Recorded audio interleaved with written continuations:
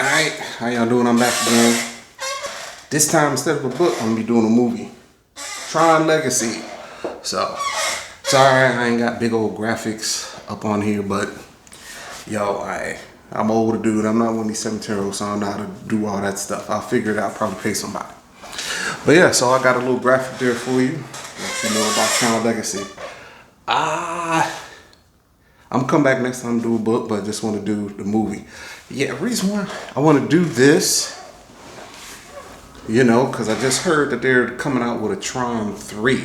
It's supposed to be Tron Ares with that dude Jared Leto and stuff from My So-Called Life and all the rest of the stuff. So I don't really know too much about it, but it's really surprising because I didn't think they would come out with a number 3. Because I mean, it took them 28 years to do the sequel to Tron. You know what I'm saying? So apparently they were supposed to do Tron 3 in 2015, but it didn't happen. It got canceled for whatever reason. Found out they also had like Tron Uprising, like a little animation show, but that ended real quickly. That was supposed to be Tron and before he became Rensler and stuff, but they didn't get to how he became Rensler first, but then it got canceled. So, but yeah,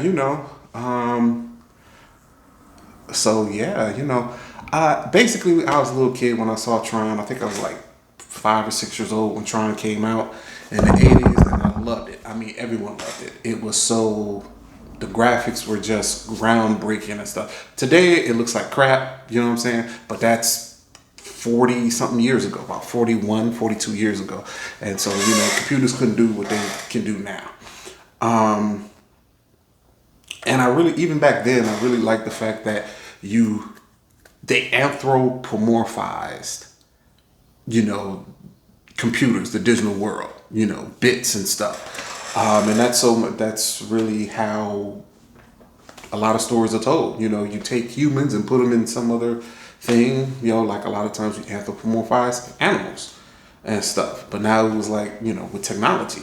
And that really, really, I really liked it, and it fit into like this adventure story, but then also this religious savior story, and with God, with the users, they were gods, and the programs were, following their way and stuff. And so I just really liked it. And I was just like, well, I mean, yeah, technology wise they could improve, but I mean, like story wise, how can they improve? A lot of people said that the story was kind of thin. I think it was the usual action adventure, so you know what I'm saying? And it was the best that it could do, my action adventure with, religious undertones, but 2010, and 28 years later, they came out with it, and I went and saw it, and I loved it. I mean, like, the graphics, the whole thing, I mean, they invented a whole brand new world, and it was even deeper than what it was in 1982, you know what I'm saying? And, I think that was more than just the fact that technology had expanded on it. Basically, the plot generally is basically, hey, Kevin Flynn, this guy right here, he won out in Tron 1, and he got to prove that old boy, I forgot his name, had stole his programs, and he was able to take over the company, with the money that he had. And he was working towards improving technology and being this godlike person of like changing the whole world and stuff. Then all of a sudden he disappeared, right? Oh, sorry. Oh, what the hell? Sorry about that. Sorry about that. I'm not really good with all this stuff, but anyway, yeah. So basically, he gets back. He gets the proof that old boy had stolen his programs. Takes over the company. Starts to talk about the open source and everyone living happily ever after. And technology was going to change the world and blah blah blah. Then all of a sudden he disappears. Right. 20-something years later, his son, he becomes, since his dad disappears, he becomes #1 stockholder in the company, right? And the guy who played Tron's the actor is Bruce Boxleitner. He's still at the company and stuff, and kind of becomes like his surrogate father. And basically, Sam Flynn is just rebellious. He's pissed off the fact that, his dad left and no explanation and blah, blah, blah. All of a sudden, he basically breaks in. The shareholders are taking over the company. They're trying, at first, everything was open source, meaning like they could get programs for free, which the internet was. I used to get programs for free. But then they clamped down on it in a new version and they were going to sell it. He takes the new version and puts it online. They only put it online for like about 2 minutes, but in 2 minutes, people can steal shit anyway, right? Of course, the usual stuff, like the guy who stole Kevin Flynn's programs and stuff, his son is still there at the company, blah, blah, blah, blah, blah. They don't really get too much into it. It's really about Sam. And Sam, basically, the Bruce Boxleitner, he comes in is like, yo, hey, I like that prank you pulled and stuff, putting everything on the internet. They shut it down after 2 minutes, but I like it. He was like, yeah, fuck them, da da da da da da. Well, it turns out that, Bruce Boxleitner scanner got a message on his old beeper. I know y'all don't know what beepers are. Beepers was big in the 80s and early 90s and stuff, right? He got a text on his beeper, but it was from the old arcade, Flynn's, right? And he's like, whoa, I've gotten that 20 years, so let me go tell Sam. Sam doesn't realize, like, what? Okay, so what? Like, you're acting like, I go there, and he's going to be like, hey, kid, lost track of time. And he responds, wouldn't that be special? And he gives him the keys. So Sam goes to the arcade, right? He finds a trap door. He goes down into it, and he finds this old working space with all these computers and shit, right? But right behind him is tripped out. It mirrors the first Tron, where there was the gun that shot Kevin Flynn and dematerialized him and put him onto the grid. There's another gun, but more improved behind him. And when Sam's getting on the thing, looking like, what were you working on? Da da da da da da. He accidentally turns on the gun, shoots himself, dematerializes, and goes into the grid that his father was working on. That's where he disappeared to, right? He gets in there, and all of a sudden, it's this whole fish out of water thing, right? He gets in, and he's found. He's automatically placed in the games. And in turn, the games are gladiator games where they fight to the death, right? He survives. He survives the games, and then all of a sudden, what is a little bit more deep? If I'm going into it, all of a sudden, a Deus Ex Machina, a car comes because he's pitted against Clue. Clue, I can't remember what Clue is, but basically, it's a copy of Kevin Flynn, right? And he created this copy of himself in the computer to work as they built the thing. He also took Tron, which is a safety program from the earlier version, and brings him up into his new grid and helping him build a world, right? But Clue takes over. Okay, I'll get to that later. All of a sudden, boom, he's about to die because he's facing Clue. He gets to the end, he faces Clue, and all of a sudden this car comes up, rushes through, saves him, takes him outside of the grid, right? And takes him to this mountain fortress, and suddenly it's his dad.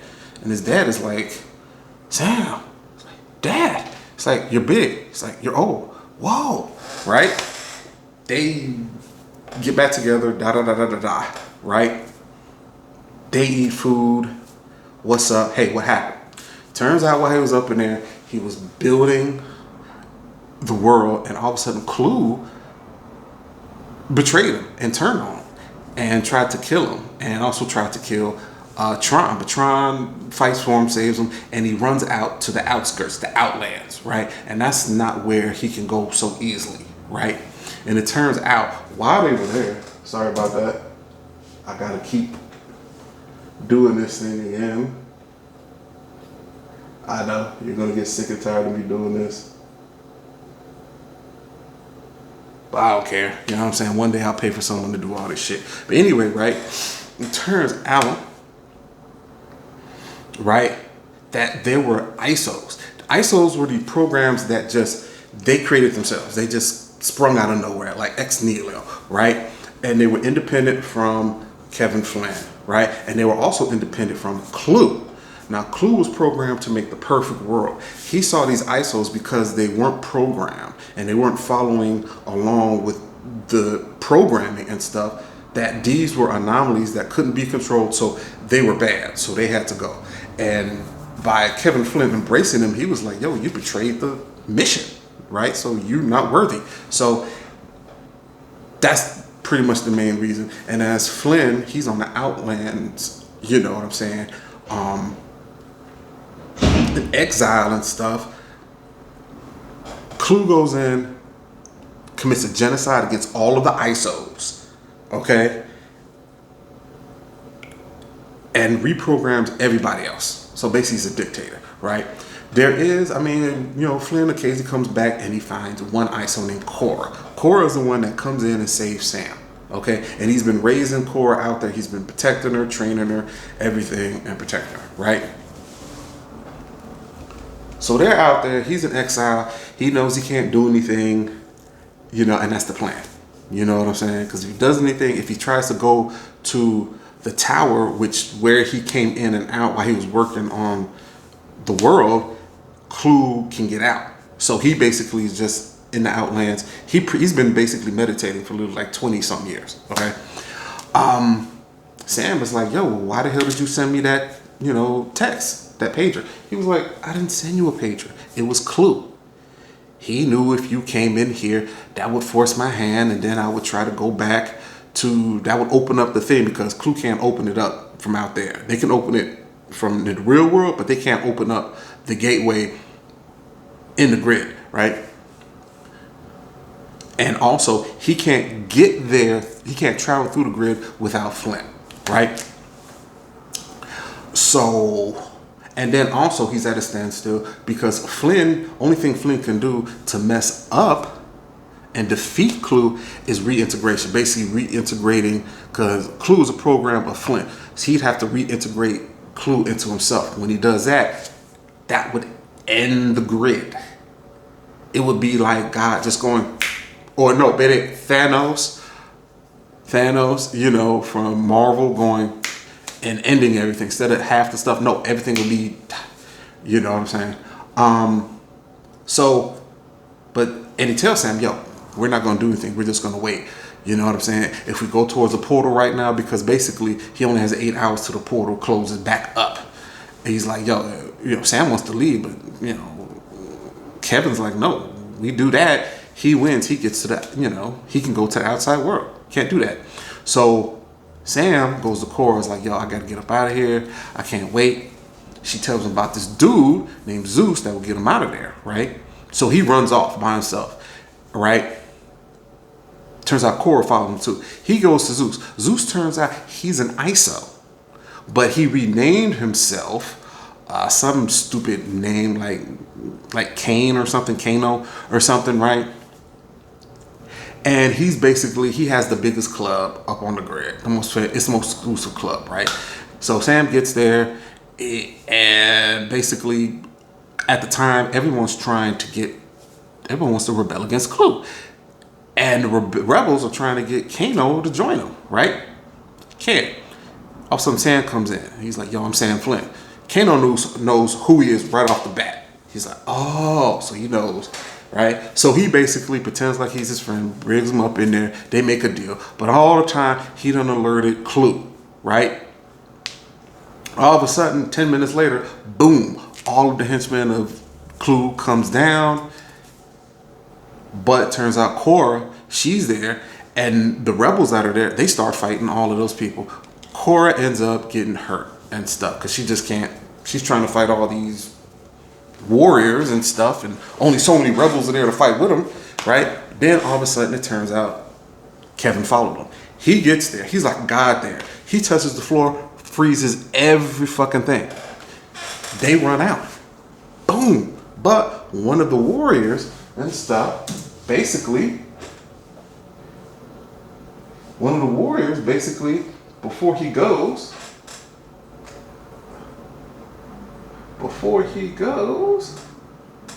sorry about that, I gotta improve graphics, I know I will. Before he goes, he gets his identity disc. And this is the disc, remember the disc that they used to throw? This is the disc that not only is his weapon, but also holds everything he's ever known, all his memories, blah, blah, blah. And this is a clue. This is a key to Clue taking over the grid, right? Boom. They get up out of there, right? They try to get out. They hijack like some transport or something, but it ends up transport is going to Clue's thing. Turns out Clue is taking people and reprogramming them into his army. Turns out he wants to have an army and go through the portal and go to the real world and take it over. That's his grand scheme. Yeah. So what's her name? Cora decides to distract the people and is like, yo, Flynn, get the hell up out of here. I'll distract them. You take Sam, you go to the portal, get to the real world. Terminate the Clue program and everything will be alright. Right? Sam's like, fuck that. Kevin's like, yeah, we gotta go. Sam's like, fuck that. So he goes and rescues Cora and gets the disc, right? They later meet up, right? And they get into an airplane and try to get up out of there, right? So they're going to the portal, right? Because it's like way off in the distance, right? When they get there, they're flying in this plane. Of course, Clue's right behind them on their ass. They're able to shoot down most of the planes because it's like 5 or 6 of them and stuff. But it turns out one of them is Rensler. Rensler is, of course, Tron, right? He's like one of the last people. He's been having flashbacks. Every time he's seen Kevin, he's seen Sam, he's in a flashback. All of a sudden it comes to him. Yo, I fight for the users. My name is Tron. I'm not Rensler. And then he basically tries to kill Clue. He runs his airplane into Clue's plane. And they're basically both falling, right? But it turns out Rensler, aka Tron, has a backup. Right? Because everything is done with these bars and stuff. They take the bar, it's a airplane, it's a light cycle, it's whatever, right? He gets his backup out. All of a sudden, what's his name? Clue is not done. He sees him, he jets towards him, takes it, kicks him, goes off, right? But instead of chasing after them and finding him, he takes a shortcut. He's there at the opening of the portal. Right? Kevin Flynn tries to talk to him. He's like, listen, I know we were supposed to create perfection, but perfection doesn't exist. I'm sorry. He turns on Kevin, kicks him down. Sam, they get into a fight, but he beats Sam up, throws him towards the portal and stuff. You know what I'm saying? Cora gets into it. She gets in front of him and da-da-da. And all of a sudden, Kevin Flynn, he's like, yo, fuck that. You all get to the portal. Don't even worry about it, right? He does something. He taps on the floor too, and he disconnects the pathway to the portal, right? Clue jumps and grabs on. He's about to get there. Da da da da da. Only way he can save everything is to the reintegration, right? So boom, he reintegrates. And when he reintegrates, Clue automatically goes right up into him. Sam and Cora is in the portal. They go out to the real world and stuff. And Clue reintegrates back into Flynn, but then simultaneously both destroying them. And then the snap happens and everything on the grid disappears. It just, like that. It's done, you know. So, apparently, yeah. So, Clue's gone. Kevin Flynn's gone because of the reintegration. The grid is gone, you know. But Sam and Cora got to the real world. They get out, you know what I'm saying? Sam pretty much moves on. He decides to take back the company. Because for years he's been dissing them, like whatever, y'all do whatever, as long as y'all just make money. That's all I give a damn about. I don't care what y'all do, fuck y'all, whatever. Instead he says no. He goes, you know, to the Bruce Bachman characters like, yo, I'm going to take back the company, you know. All those people, screw them, right? He's like, okay, boom. Cora's outside. Of course, this is happening in Flynn's arcade. Cora's outside. He's like, what's next? And he's like, let me show you something.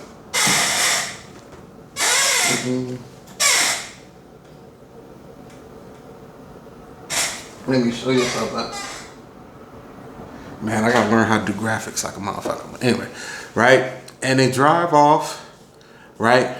And basically, one of the things he talked to her about when they were up in there, because she was constantly asking him questions about the outside. He says the sun. She said, describe the sun. She said, I really want to see the sun. It's like one day. So basically, he's driving across a bridge. The sun is coming up. She looks at the sun, and they're on a bike and stuff because he rides around the bike. And she looks back, sees the sun, and she's on. Cut to the end. I really like this because I didn't think that you could do anything more with Tron. I thought it was over with. I mean, you know, how many more times can you anthropomorphize, you know, technology? You know, I mean, they were the first ones to do it. They did it the best. You couldn't do it any better. You know what I'm saying? But no, they did by basically expanding and improving the technology and stuff and building up more the grid and stuff. It worked. I mean, like, and then the whole thing of like the Frankenstein monster thing where the creator, you know, tries to kill the creation tries to kill the creator, the monster tries to kill the monster, but he's unsuccessful and then takes over and becomes a dictator and stuff. I did not see that coming. That was perfect. You know what I'm saying? And the same thing with the ISOs, because you're thinking this is a programmed world. Everything's programmed. Nothing happens randomly. You know, if something happens randomly, like a virus or something, that's someone else from the outside coming in. But within the system itself, independently, without programming, some being comes into existence. I didn't see that shit happening either. That blew my mind. You know what I'm saying? So, you know, whoever wrote this, really good. You know what I'm saying? And then also to, you know, because let's be real, you know, Bo Bridges, he was not old enough to do that. Back in the day, he was like 20 something when he did it, so he could do an action adventure. But now, 28 years later, when he's in his, I think he was like 59 or 60 when it came out. When Tron Legacy came out, he couldn't do that. So to have his son up in there doing it was perfect. You know, and to get Cora, I believe her name is Elizabeth Banks, or whatever her name is, to, you know, be up in there, perfect. And I was really shocking because most of this movie setup, there's not a lot of action in it. Okay, most of the action happens like the last third. I mean, usually it's like the first act is set up, then you have action, then you have the denouement. But it was like 2/3 of it was set up. You know, it's like, here's the world. This will happen since Tron, the original Tron. This is how he falls ass backwards into the world. This is what happened. This is why he didn't return. Da da da da da. You know, you really don't have too much movement. Most of the action happens in the last third. And that really, really surprised me because I didn't even realize. It just, you know. But it had to do that because it's been 28 years, you know. It's not like now we have sequels like, say, The Fast and the Furious. They're on like 10 or 11 and Rocky's on 6 or 7. There's so many. A lot of these things have 6, 8, 9 films to them, TV shows, da da da da. This only had, it had a TV show that lasted one season that didn't last. That really didn't contribute too much. It just really went into the detail of Tron. It didn't even complete until how Tron became Rizzler. So there really wasn't a lot. I mean, you know, excuse me. You would expect with a lot of exposition they would do it really fast and then get to the action adventure, but they didn't. So I kind of like that. Kind of like how they went fathers to sons and they had double fathers and sons. Because even though Tron was a creation, he was still his child, you know, and that kind of dynamic between the biological child being left behind and abandoned, becoming this reckless, don't give a fuck person, and then Clue being a program that took his mission too damn far and end up being a fucking dictator and hating the ISOs and being prejudiced against them and committing a genocide. That was, you know what I'm saying? Like the whole Tron becoming Rizzler, not surprised.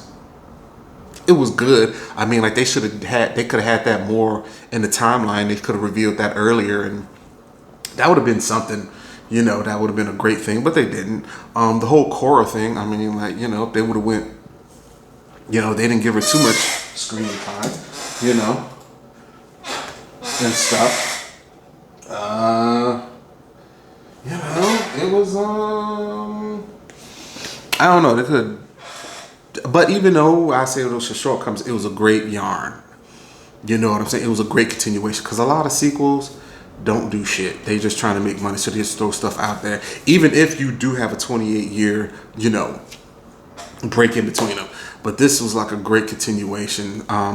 The Aries thing, now I know that it is, I think it's shooting right now because it's what, June 2023. So they started shooting earlier this year. So they have a release date of 2024 or 2025. Jared Leto is not known for doing too well of an acting gig, you know, not because he's pretty, but I mean, like, he really hasn't been tested. I haven't seen Dallas Buyers Club, which he won an award for, but hopefully he's good at it. No one liked the Morbius thing, you know, from the offshoot from Blade. Ares, that's a god of war, so I'm thinking he's probably going to be like a ripoff of Clue or something like that. I don't know. I really want to know what the story is, and I hope they do it well. You know, and they had 10 years to do it. They were supposed to do something in 2015, but I got canceled. There was word out, you know, from Bruce Boxleitner that basically him and a lot of other people was just like, hey, you know, since Disney has the Marvel Universe and some other franchise, I can't remember what it was, they're both big. They're both like, the Marvel Universe is like 30 movies and whatever the other thing is like 10 movies or something, that they think those are going to be the money makers, and that's the reason why they neglected Tron, right?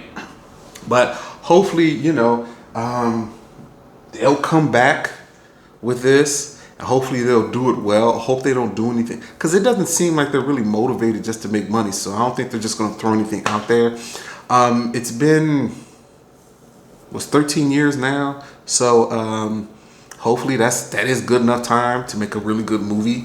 You know, especially if they were in, you know, pre-production about to make it and stuff. They have material that they can work on then. Even if they started over again, that's a good about 8 years and stuff. So hopefully they'll, you know, make something, you know, worthy.